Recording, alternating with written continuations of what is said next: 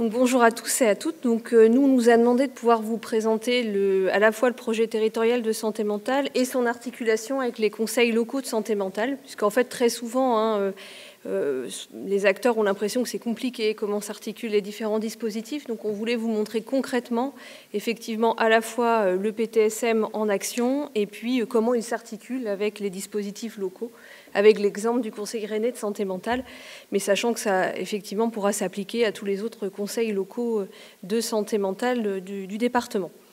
Donc, quelques petits mots d'introduction pour vous présenter ce que c'est que le PTSM, pour ceux qui n'auraient pas participé. Puis ensuite, très vite, on va vous illustrer avec des actions concrètes et voir comment elles se déclinent sur le territoire. Donc, un petit rappel sur le PTSM, qu'est-ce que c'est? Alors, c'est un outil qui a été créé par l'article 69 de la loi de modernisation du système de santé avec un décret.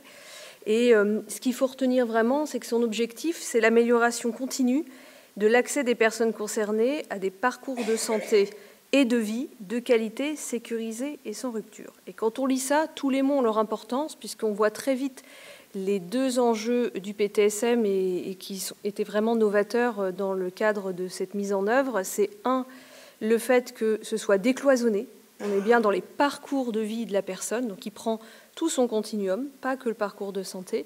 Et puis l'intérêt du PTSM, c'est que c'est une démarche ascendante, c'est-à-dire que ce qui était demandé, donc le PTSM, il est départemental, en tout cas en Bretagne, les PTSM sont départementaux. Donc pour le 35, il a été demandé à chaque territoire de faire un diagnostic partagé. Donc on a eu plus de 600 acteurs qui ont participé, et là pour le coup complètement décloisonné, les acteurs de santé, du médico-social, du social, les personnes concernées, les aidants, mais aussi l'éducation nationale, on en a beaucoup parlé, aussi tous les acteurs finalement concernés par la santé mentale dans sa définition large qu'on a vue dans la première présentation. Et donc le but, c'est à partir d'un diagnostic qui a été partagé, d'avoir des préconisations et des actions d'amélioration avec une feuille de route qui est définie pour 5 ans et qui se traduit aussi par un contrat territorial de santé mentale qui lie en fait les financeurs aux acteurs pour mettre en œuvre les actions de manière concrète. Puis très vite, pour que vous voyez les liens, le PTSM, il a été présenté et validé à la fois par évidemment in fine par le directeur général de l'ARS, avec des avis consultatifs des conseils territoriaux de santé, qu'on voit bien les articulations, et des conseils locaux de santé mentale existants. Et ce, pour les différentes phases, que ce soit pour le diagnostic ou pour la feuille de route. Donc là, vous commencez déjà à voir toutes les articulations et les cohérences, et le fait que le PTSM, finalement, ait vraiment cette vision large. Donc ça a été un long processus qui a duré quasiment, on a commencé fin 2017 pour aboutir à une finalisation de PTSM en 2020. Alors c'est vrai que le PTSM en Ille-et-Vilaine a beaucoup été investi par les acteurs. Il y avait des démarches préexistantes qui ont permis de nourrir aussi cet investissement. On avait eu la chance d'expérimenter les parcours en santé mentale par l'Agence nationale d'appui à la performance, dit ANAP, qui était préfigurateur de la démarche de 2014 à 2016, qui concernait une toute petite partie du territoire d'Ille-et-Vilaine, mais qui avait déjà permis de comprendre la méthode de travailler ensemble sur l'analyse finalement des parcours. Il y a une volonté très forte de tout le monde de s'impliquer dans le PTSM, et puis on avait des structurations qui préexistaient, qui permettaient de se connaître, puisque tout à l'heure on a effectivement évoqué le problème de coordination sur le terrain. Il y a quand même des éléments qui permettent de se connaître entre les acteurs, donc notamment une communauté psychiatrique de territoire entre les établissements de santé, un groupement de coopération sanitaire et médico-sociale, donc qui décloisonne le sanitaire et le médico-social, CAP Santé Mentale, qui était préexistant en PTSM et qui a permis finalement de mettre en lien les acteurs. Et puis 2 conseils locaux de santé mentale à l'époque, qui étaient Rennes et Saint-Malo. Et puis dès le début, la volonté d'impliquer les personnes concernées et leur entourage, dès le départ, elles ont été partie prenante, participantes, et un nombre d'actions importantes sont issues de leurs propositions. Rapidement, comment ça marche, le pilotage du PTSM? Donc, on est effectivement 2 co-chefs de projet, une chargée de mission coordinatrice du PTSM, donc, qui, du coup, est la cheville ouvrière de la démarche. Et puis, on a, pour pouvoir définir et suivre nos actions, puisque finalement, le PTSM, c'est sur 5 ans, et annuellement, on a un point d'étape, avec un comité de pilotage qui est opérationnel, avec les différents acteurs de terrain, et un comité de pilotage institutionnel. Et là, c'est intéressant pour rebondir ce qui a été dit dans les échanges précédents. Comité de pilotage institutionnel qui rassemble les différents financeurs, que peuvent être effectivement l'ARS, le conseil départemental, mais aussi l'éducation nationale, la CPAM. Et donc ça permet de décloisonner les politiques publiques. Et c'est aussi le levier du PTSM, c'est aussi ça, de pouvoir avoir des projets qui décloisonnent les politiques publiques. Donc on va aussi vous expliquer comment tout ça s'articule, parce que ça peut paraître très compliqué en fait. On peut se dire, oh, il y a plein de choses, il y a le PRS, il y a le PTSM, il y a les conseils locaux, enfin finalement pourquoi il y a tout ça et comment ça s'articule. Le projet territorial de santé mentale, il est effectivement transversal et il est au carrefour des éléments. C'est-à-dire qu'il se nourrit des plans du projet régional de santé, du schéma départemental, on travaille en lien, donc déclinaison des politiques publiques, mais il permet aussi de faire des articulations et de se décliner sur le terrain, dans les projets d'établissement des différents établissements, dans les projets, dans les appels à projets. Donc il est vraiment à l'interface et à l'interaction des deux. Et puis effectivement en interaction avec les conseils locaux de santé mentale qui, eux, sont en infraterritorial. Et du coup, ça permet vraiment cette articulation. Et c'est tout ce jeu qui permet finalement d'aller jusqu'au terrain. Et donc, un petit mot sur les articulations avec les conseils locaux de santé mentale, puisque c'est quand même aussi l'enjeu de la conférence d'aujourd'hui. Donc, l'idée, c'est effectivement, comme je vous le disais, les conseils locaux de santé mentale sont systématiquement associés lors de la phase diagnostic. Donc, ils participent au diagnostic, ils font remonter les éléments, et puis, formellement, on les consulte pour avoir leur avis. Pareil pour la phase de feuille de route. Donc, ils participent dès le départ, en fait, dès l'initiation. Et ils sont membres aussi du comité de pilotage, que ce soit opérationnel. Et puis, ils participent, les conseils locaux participent aux différentes actions et peuvent être pilotes d'ailleurs de certaines actions. En ayant évidemment un focus, en étant particulièrement impliqués dans les actions de prévention et dans les actions qui jouent sur les déterminants de santé. Ça a été expliqué dans la première présentation. Mais c'est vraiment... Du coup, le PTSM, il va de la promotion de la santé mentale jusqu'à du coup, les éléments d'action sur l'offre, jusqu'à l'ensemble du parcours, en fait. Donc, c'est ça qui rend l'intérêt et les enjeux.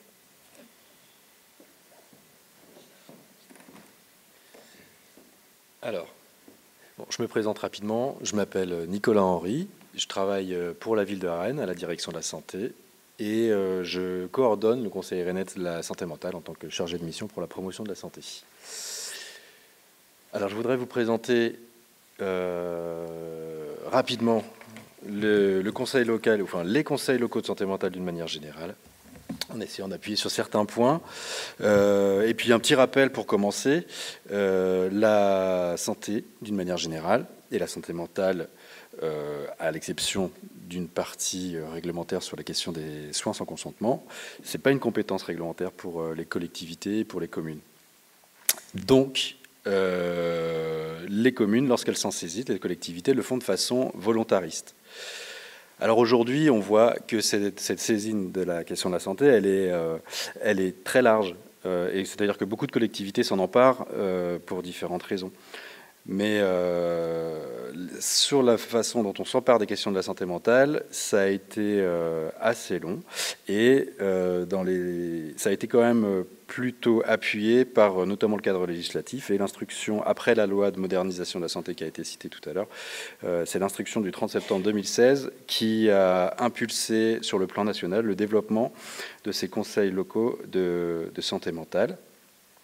Alors pourquoi les collectivités s'intéressent à ces questions de santé mentale? Alors évidemment qu'on en a parlé déjà ce matin à différents égards, mais pour un élu, de façon très prosaïque, très concrète, la plupart du temps, l'élu a besoin de travailler sur ces questions de santé mentale, souvent lorsqu'il est confronté, ça arrive très fréquemment, aux situations individuelles complexes, des situations de crise qui arrivent sur l'espace public, dans le logement, et pour lesquelles il va être interpellé et pouvoir fréquemment se sentir un peu en impasse. Donc le conseil local de santé mentale, c'est d'abord souvent une clé d'entrée pour établir des relations avec les partenaires, et notamment la psychiatrie publique, sur ces questions de santé mentale, de psychiatrie. Mais lorsqu'on crée un conseil local de santé mentale, on ne se limite pas à ces questions de situation individuelle.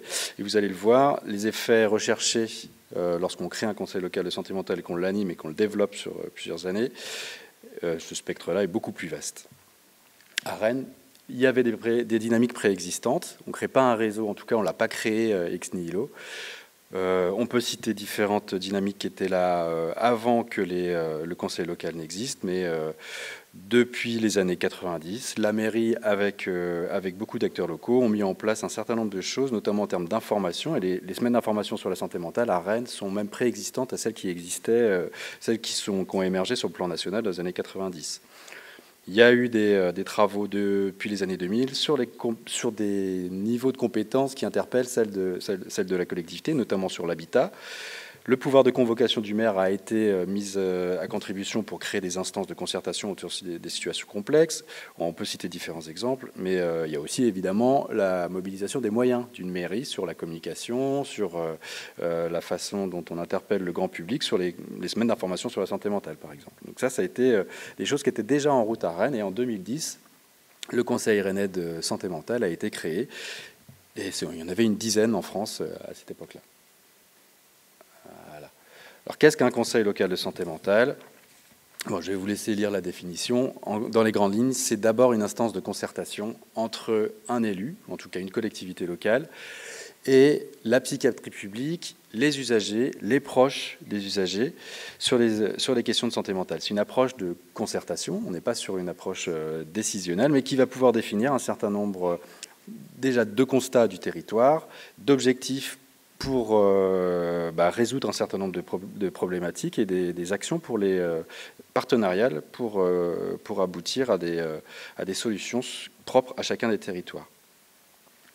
Là, ce qu'il faut savoir, c'est que, on l'a déjà rappelé, la santé mentale, maintenant, ça commence à être à peu près... Enfin, ça rentre dans les discours un peu plus globaux, mais c'est vrai que la santé mentale, elle concerne une approche large des questions de vivre ensemble, de santé, mais dans la position d'une collectivité locale, ça a tout son importance. C'est-à-dire qu'effectivement, quand un élu, je reprends la posture de l'élu, mais quand un élu crée un conseil local de santé mentale, il va s'adresser à 100% de ses habitants, et pas uniquement aux personnes qui ont un parcours en psychiatrie.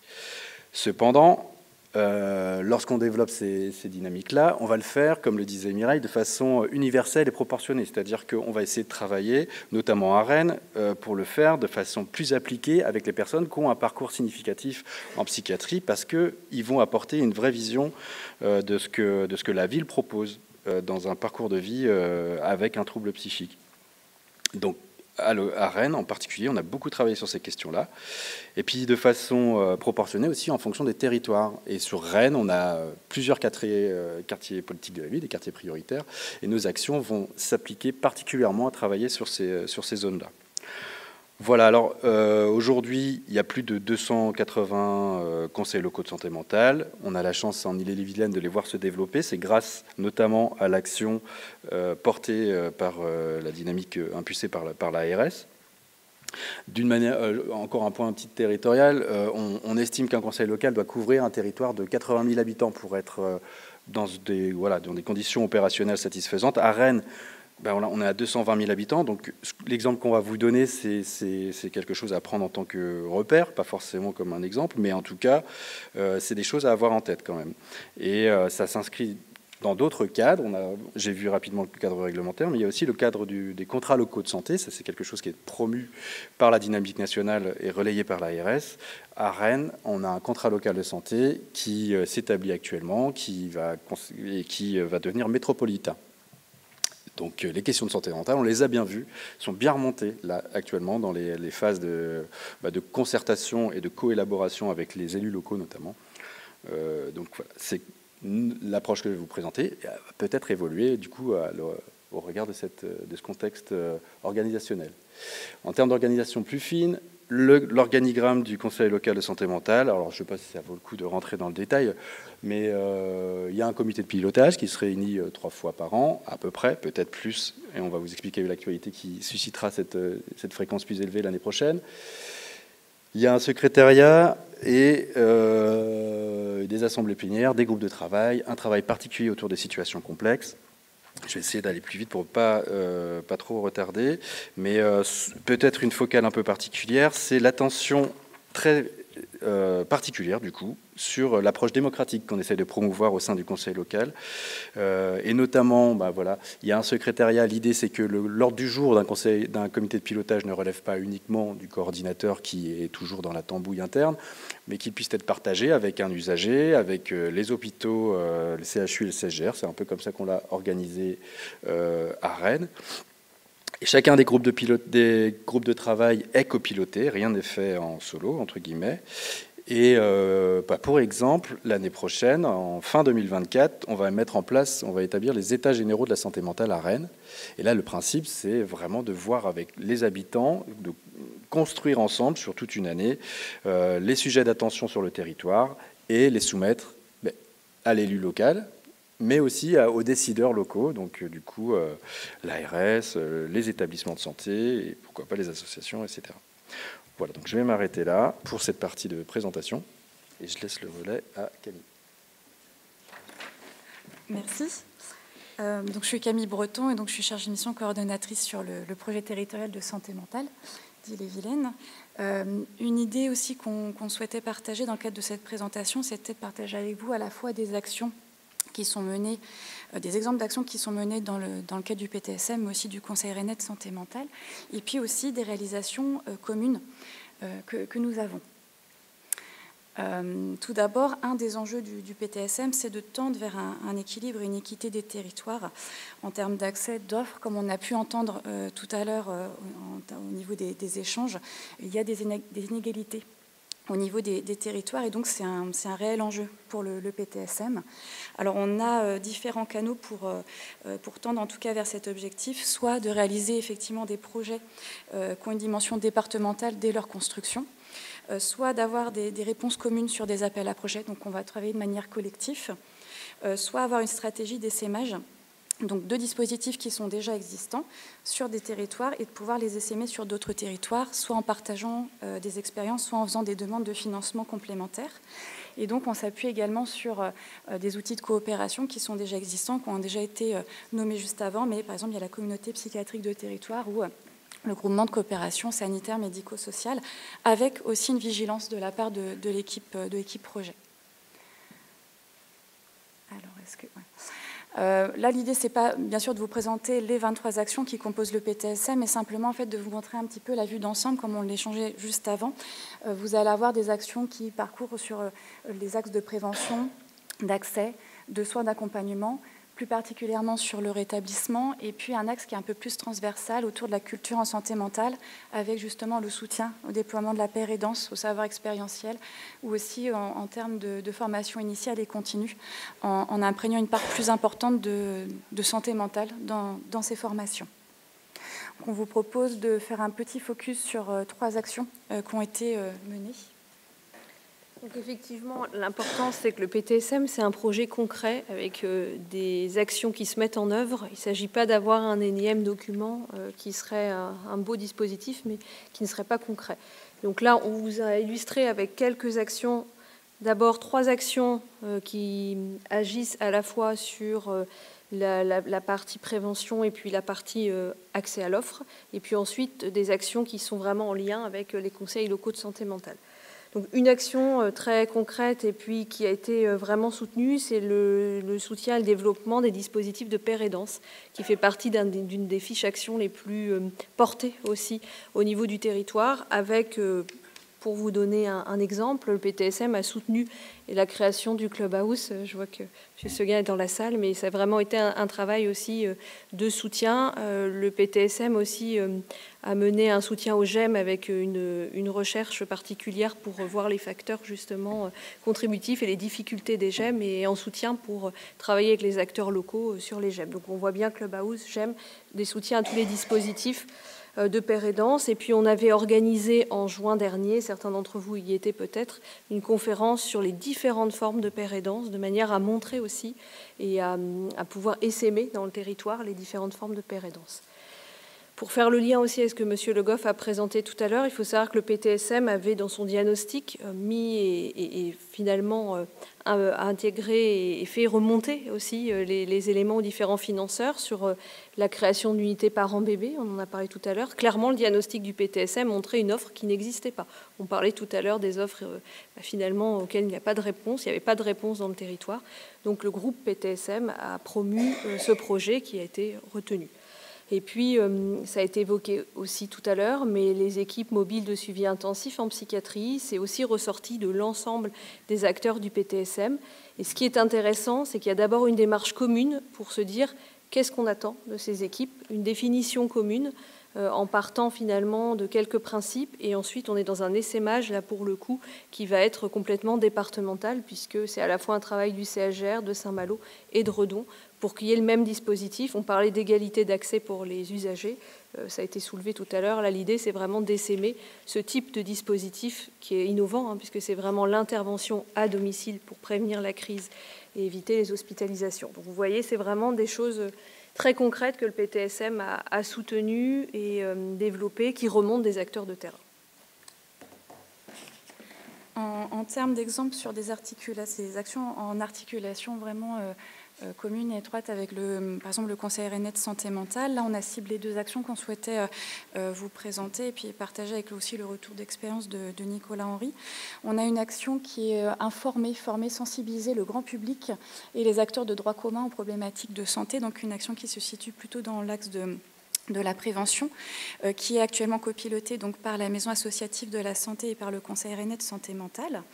Qui a 2 axes, en fait, un axe plutôt autour du déploiement des formations premiers secours en santé mentale, où là, le groupe a élaboré justement un projet au niveau départemental pour lancer une dynamique autour de déploiement de ces formations et de sensibiliser à ces formations, et puis avec la constitution d'un groupe opérationnel des collectifs des semaines d'information sur la santé mentale dans le 35. Et là, je vais aussi me retourner du côté de Nicolas, si tu veux nous partager un petit peu ton retour. Oui. Alors depuis effectivement le départ de cette action, on s'est inscrit en tant que conseil local au copilotage de la question de l'information et de la formation, en lien, du coup en copilotage avec la Maison associative de la santé, du coup Alicia qui est aussi dans la salle. Tout simplement parce que cette question d'information et de formation, on l'a dit tout à l'heure, les collectivités, quand elles s'y inscrivent, il y a des enjeux de cohésion sociale et de prévention qui sont importantes, dont elles doivent se saisir. Donc on était au cœur de nos principes et nos objectifs. Donc on a pu, grâce à ces travaux, partager sur le plan départemental un certain nombre de constats et de questions et proposer au sein du PTSM, du coup, plusieurs dynamiques pour le développement et l'amélioration des semaines d'information sur la santé mentale, mais aussi sur le développement des formations premiers secours en santé mentale, pour lesquelles on a défini un plan de route et un budget pour développer sur l'ensemble des territoires du département de manière égalitaire les formations premiers secours en santé mentale. Il y a également une seconde action sur laquelle on souhaitait également échanger aujourd'hui. Donc, c'est améliorer l'accès au diagnostic et aux soins pour des interventions précoces pour les 0-16 ans, où là, un axe de travail que nous avons, c'est la réalisation d'un document, parcours santé mentale, qui est du coup un support court qui explique un petit peu l'organisation et le chemin de soins, ainsi que les rôles des professionnels qui gravitent un petit peu autour de l'enfant et de l'adolescent. Et là également, projet qu'on travaille en articulation avec le Conseil rennais de santé mentale, où c'était aussi un besoin qui avait été clairement identifié et un besoin de travail également. Et là, en tant que conseil local, on s'y est inscrit plus parce que le sujet n'était pas investi de notre côté. Vous allez le voir dans les actions qu'on va vous présenter. La question de l'enfance n'était pas investie en termes de groupe de travail, même si on a travaillé différentes petites actions. On le voit remonter, mais comme vous avez pu le présenter dans les différents rapports, un fort besoin au niveau des populations jeunes et notamment des enfants.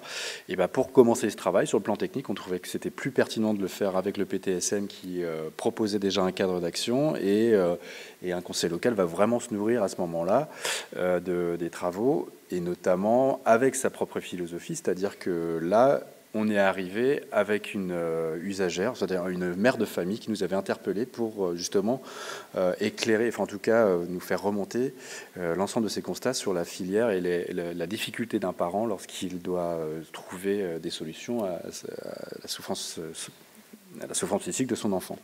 Donc cette personne est venue avec nous et on a commencé les travaux au sein du PTSM dans cette configuration.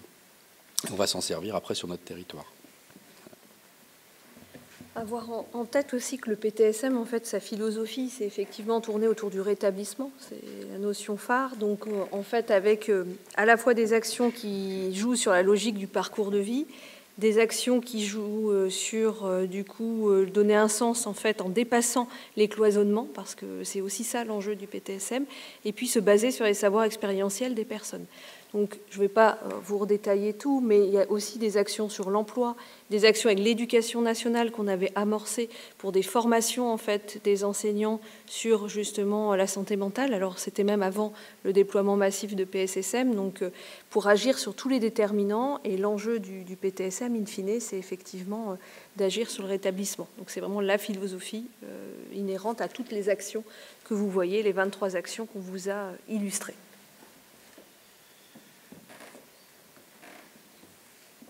Alors, les principes pour la mise en place d'actions au sein du Conseil local de santé mentale, vous allez les voir, ils sont là depuis 2014 dans la charte du Conseil local de santé mentale.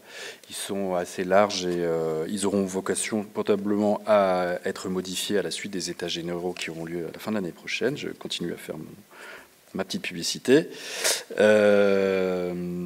L'important là, ce qui me semble important en tout cas, c'est que ça ne se transparaît pas forcément, mais dans mon discours vous allez bien le percevoir, c'est qu'on a une attention vraiment particulière sur l'implication des usagers en santé mentale sur l'ensemble des travaux.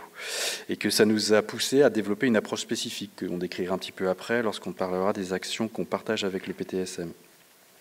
L'important, c'est de montrer que les conseils locaux sont des endroits où nécessairement on doit travailler et militer, je dirais même, pour l'innovation sur ces questions de participation citoyenne des usagers. Comment on fait pour que des usagers en santé mentale puissent avoir les vrais outils pour participer et comment on fait pour que nous, acteurs, qui sommes habitués à se réunir, à créer des projets, soient aussi en capacité de travailler avec, et en gros, qu'on soit nous aussi formés et qu'on sache se décaler pour travailler correctement avec des personnes en souffrance psychique ou qui ont un parcours en termes de psychiatrie. Voilà pour aller vite. Les actions du CLSM, du Conseil rennais de santé mentale, elles ne sont pas exhaustives. Je voulais juste vous montrer plusieurs approches. La question notamment des groupes de travail. Il y en a sur le logement, l'information, la participation citoyenne, la culture, etc. C'est des groupes de travail qui évoluent dans le temps. Il y en a qui s'arrêtent, qui vont recommencer, etc. Il y a des actions plus ponctuelles. Et ce qui me semblait important aussi, c'est 2 points. Le premier, c'est sur la question du temps. Je pense que c'est le cas dans beaucoup de projets, mais dans les conseils locaux de santé mentale, pour moi, le temps est une notion très importante sur laquelle il faut pouvoir s'arrêter un petit peu, notamment la question du temps long. Je pense qu'un conseil local a cette vertu-là, il faut pouvoir s'appuyer là-dessus. C'est que c'est un dispositif qui reste. Le principe, et c'est très rassurant pour des acteurs, et notamment pour des usagers qui ont besoin parfois de temps pour travailler sur des projets. Mais c'est pour créer des politiques locales qui s'inscrivent dans le quotidien des gens. Et parfois, il faut du temps et il faut pouvoir appuyer sur ce levier-là et le mettre en valeur. Et c'est aussi la capacité d'un conseil local à agir dans un temps court très réactif. Et ça a pu être le cas, par exemple, et ce n'est pas exhaustif, sur la crise sanitaire, lorsque, avec la métropole, on a mis en place un plan d'urgence pour la santé mentale des jeunes, qui s'est coordonné avec l'action de la région et avec celle de l'ARS. Mais il y a aussi des actions pour mettre en place des actions très concrètes pour la prise en charge de la souffrance psychosociale des personnes exilées, qui aujourd'hui a bien évolué, notamment au sein du réseau Louis Guillou. Donc, ce point-là est important. Et le deuxième qui est important au sein du conseil local aussi, c'est la question du fait qu'il ne faut pas faire l'économie de investir l'ensemble des politiques publiques, des leviers qu'une collectivité a à sa main. Il y a l'exemple ici de la politique municipale associative. Donc vous l'avez tous dans vos collectivités, etc. La possibilité d'appuyer des initiatives ou des associations. À Rennes, il y a des groupes d'entraide mutuelle, il y a des associations qui bénéficient soit de l'appel à projet, soit des conventionnements avec la mairie. Mais après, la politique de santé mentale, et c'était très bien de l'avoir rappelé encore tout à l'heure, c'est qu'elle traverse la vie des gens, donc elle traverse les politiques publiques. Et donc quand on met en place un conseil local de santé mentale, on doit pouvoir penser non seulement à mettre en place des actions de communication, mais on doit y penser à la santé mentale lorsqu'on se penche sur la rénovation d'une cour d'école, lorsque on travaille sur des questions de délinquance, parce que c'est aussi ça qui doit être éclairci, la question de la santé mentale et de la délinquance. Est-ce que c'est des amalgames qu'il faut faire? En tout cas, on a un gros travail à faire sur ces questions-là. Bref, ce sont des vraies politiques publiques qui s'instaurent de manière très transversale. Voilà. Alors, les actions qu'on a sur lesquelles j'aurais voulu faire des focus, mais je crois que je vais être trop long. On a une approche sur la culture et la santé mentale, par exemple, qui est assez intéressante, puisque cette année, en avril, on a fait un événement qui s'appelle Arrêt Soins en Mouvement, grâce à la direction de la culture et un ensemble de partenaires copilotes, dont des associations et des hôpitaux, le CHU, le CHGR, une cinquantaine d'actions sur 2 semaines pour mettre en relation le domaine culturel et artistique et le domaine des patients, des personnes en situation de handicap. Parfois, les deux sont la même personne. On peut être en handicap et un artiste, etc. Donc là, on a essayé de mettre en valeur cette dynamique pour aussi en promouvoir d'autres sur le territoire.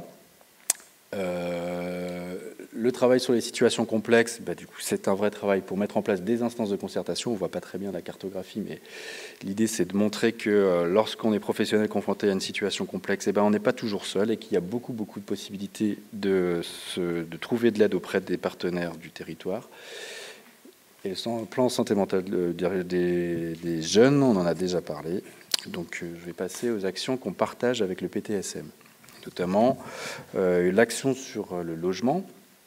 Au sein du groupe de travail logement qui existe depuis longtemps, on a mis en place des accords cadres qui vont mettre autour de la table et faire partager un certain nombre d'objectifs entre l'ensemble des bailleurs sociaux du territoire, le CHGR, la ville et la métropole, pour mettre en place notamment des logements d'insertion, mais aussi travailler sur de la formation commune et du partage d'expériences autour des situations individuelles.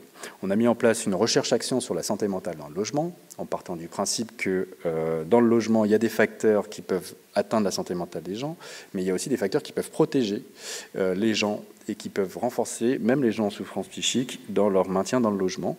Et on a différents projets dont on peut parler avec Madame Géano, puisqu'elle fait partie de ce groupe. Oui, donc là, c'est très intéressant. Parce Désolé, il vous reste 10 minutes. Il vous reste 10 minutes. Gérez votre temps. 10 minutes. Et donc, du coup, là, ce qui est intéressant, c'est les liens entre, du coup, le PTSM et puis une action concrète d'un conseil local de santé mentale, puisqu'on a une fiche action dans le PTSM, vous l'avez peut-être vu, qui concerne le logement, à la fois l'accès, le maintien, et puis les facteurs qui peuvent contribuer justement à améliorer l'accès au logement ordinaire, j'ai envie de dire. Et donc de ce fait-là, tout ce qui a été travaillé dans le cadre du Conseil rennais de santé mentale, le lien avec les bailleurs, l'hôpital, l'accord cadre, notre idée, c'est aussi de pouvoir l'essaimer dans le reste du département, le dupliquer. Donc on pourra le travailler aussi avec d'autres conseils locaux de santé mentale. Et puis pour être très concret, on aboutit sur une action, puisque le PTSM, tous les ans, fait une journée annuelle sur une thématique. On parlait de la pérédance l'année dernière. Et pour 2024, on va organiser du coup une journée sur le logement qui s'inscrira dans les états généraux de la santé mentale. Donc du coup, on sera complètement en articulation étroite. Et puis, une autre illustration, donc évidemment, vous pouvez déjà avoir en tête dans vos agendas 2024. On n'a pas la date encore, mais une journée logement qui sera dans ce cadre-là. Et puis un autre lien aussi par rapport aux travaux qui avaient pu être faits dans le cadre du Conseil local de santé mentale, c'est effectivement dans le cadre de la recherche-action avait été promue cette notion d'équipe mobile et d'aller vers en fait pour soutenir aussi les bailleurs. Et ça a donné lieu concrètement dans le PTSM à des expérimentations type l'équipe Émile qui a été citée aussi tout à l'heure, qui est centrée sur du coup l'incurie, mais qui a nourri finalement c'est le fait d'avoir des équipes pluridisciplinaires qui vont à domicile et qui peuvent être justement liées avec un effectif soignant et aussi une assistante sociale avec une double compétence, avec un travail avec le conseil départemental. Donc là, on voit bien, on essaye de vous illustrer concrètement comment tout ça s'articule et arrive à mettre en place des actions concrètes et cohérentes qui ont vraiment un lien, en fait. Et donc, ça vient vous illustrer le fait que ce ne sont pas des démarches cloisonnées qui se font, du coup, chacune séparément, mais que tout ça s'inscrit dans un lien concret et aboutit, par exemple, à ce qu'on a dit sur la question du logement. Alors, deuxième petite illustration, le groupe de travail participation citoyenne des usagers. Alors ça, c'est un groupe de travail qui est assez original, dans le sens où il partait du principe que on avait besoin de travailler plus concrètement avec des usagers en santé mentale, sauf que on était confronté à de nombreuses limites dans cet exercice, que vous connaissez peut-être, mais la question effectivement de nos modes de travail qui sont particulièrement administratifs, un peu austères, qui ne permettent pas forcément à tout le monde et donc aux personnes en souffrance psychique de se sentir à l'aise.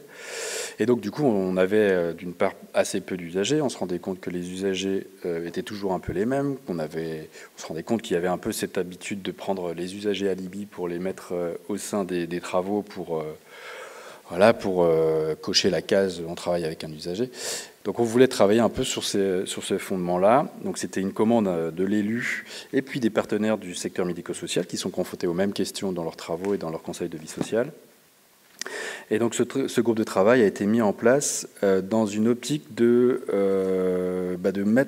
réfléchir à ces questions, de voir comment on peut mieux participer à la vie de la cité lorsqu'on est usager de la santé mentale, et d'expérimenter un certain nombre de modalités pour y parvenir. Donc c'est devenu au fur et à mesure un groupe dans lequel on produit des choses, c'est-à-dire on a produit des préconisations en santé mentale, pour améliorer la participation citoyenne des usagers en santé mentale, une pièce de théâtre sur la question le rapport entre la santé mentale, en tout cas le trouble psychique et les médias, des enquêtes, et puis voilà, c'est un groupe très dynamique qui avance et qui fait un peu aujourd'hui, alors je mets des gros guillemets, mais qui fait un peu office de laboratoire sur ces habitudes ou ces questions de mise en œuvre concrète des participations et sur les effets en termes de rétablissement que ça produit. C'est-à-dire qu'on se rend compte, en travaillant comme ça, avec de plus en plus d'usagers sur ces questions-là, que ça a un effet aussi sur leur capacité à s'emparer des questions de société politique qui les concernent. Voilà. Alors après, on a plein de... C'est vraiment un groupe dans lequel on a énormément de discussions, pour lequel aujourd'hui, si au départ c'était une commande de l'élu, après c'était une demande des usagers de continuer à bien le maintenir, notamment pendant la crise sanitaire où ça a été le groupe le plus actif durant tout le confinement. Et aujourd'hui, c'est une demande de partenaires. C'est-à-dire que l'un des derniers comités de groupe plénier qu'on a fait, on avait une dizaine de sollicitations qu'on devait traiter. On doit intervenir à la fac, dans des cliniques, à différents endroits pour présenter ce qu'on fait, voir comment ça peut être transcrit ailleurs. Et hier encore, on était à Lille avec Yann, qui est peut-être dans la salle, qui est copilote usager de ce GT, avec Sandrine, qui est copilote professionnelle. On fait tout en copilotage. On était à Lille pour présenter ça à des coordinateurs de conseils locaux de santé mentale en formation, pour voir et partager avec eux ces modalités d'inscription de l'usager dans les travaux. Voilà. On a une dernière petite temps de... Enfin non, voilà, je ne vais peut-être pas aller beaucoup plus loin, je vais laisser les choses, la parole à Camille. Voilà, simplement pour être très rapide, mais effectivement, on participe aussi à ce groupe. On voit vraiment de réelles connexions avec aussi les réflexions autour de la pérédance, de formation, de la recherche. Et juste pour finir sur ça, mais à titre, par exemple, très pratico-pratique, ce groupe Participation citoyenne a du coup élaboré un document, quelques pratiques favorables à la participation. C'est un document clairement sur lequel on s'appuie, nous, dans le cadre de nos réunions pour les organisations, et c'est vraiment aussi un support avec l'accord du groupe, bien sûr, qu'on diffuse aussi largement. Donc voilà, nous aussi, comment on s'appuie sur ce qui est fait, et on applique aussi dans le cadre du PTSM. Très résumé. Voilà, donc en conclusion, le PTSM, on agit, on en parle et on agit. Donc voilà pour la conclusion. Merci, on les applaudit.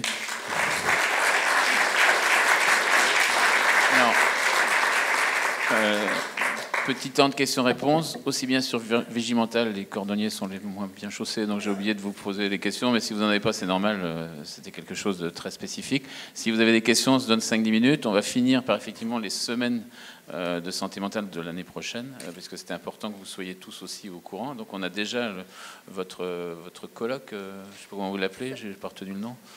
Sur le logement. Non, votre... ouais, voilà. Alors, est-ce qu'il y a des questions?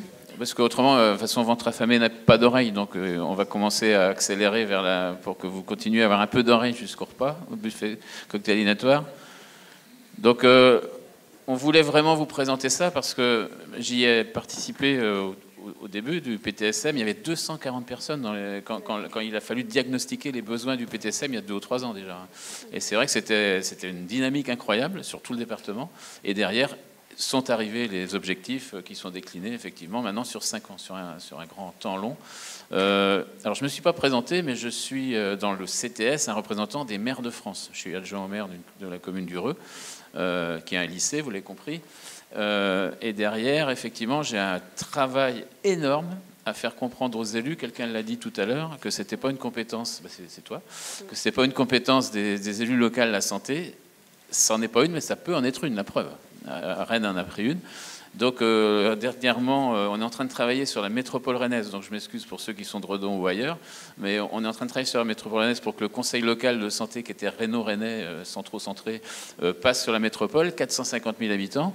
J'ai été obligé de leur demander qu'on travaille en secteur. Parce que tout à l'heure, tu as dit que c'était 80 000 à peu près pour que ça se passe bien. On était parti sur quelque chose de 450 000 habitants, c'est-à-dire ingérable. Donc on est en train de travailler sur des secteurs. Et quand on va voir les maires en leur disant on va vous parler de santé, est-ce que vous voulez nous donner un coup de main sur l'habitat, sur le sport, la culture, manger, bouger, etc. Ils baissent tous les yeux. Hein. Ils ne se sont jamais emparés de ça. C'est pas de leur faute, c'était pas leur compétence. Donc ils baissent tous les yeux. Alors on leur parle même pas de santé mentale dans un premier temps pour pas leur faire peur, parce que ça va faire trop. Donc on est en train de travailler là-dessus. Ça vous paraît peut-être anecdotique, mais c'est vrai que où est-ce que se passe le bien vivre en général? C'est bien au cœur des cités, au cœur des villes, et au cœur des familles évidemment, mais au cœur des villes. Et c'est incroyable que dans ce pays, il n'y a pas une compétence santé au niveau des mairies. Un petit peu département, mais c'est plus sur la partie EHPAD, et la région. Voilà, on n'en parle presque pas non plus, ils ne sont pas là, je crois, mais presque pas. Voilà, donc merci à vous, parce qu'effectivement, on voit que vous travaillez dans l'ombre, mais que vous travaillez beaucoup.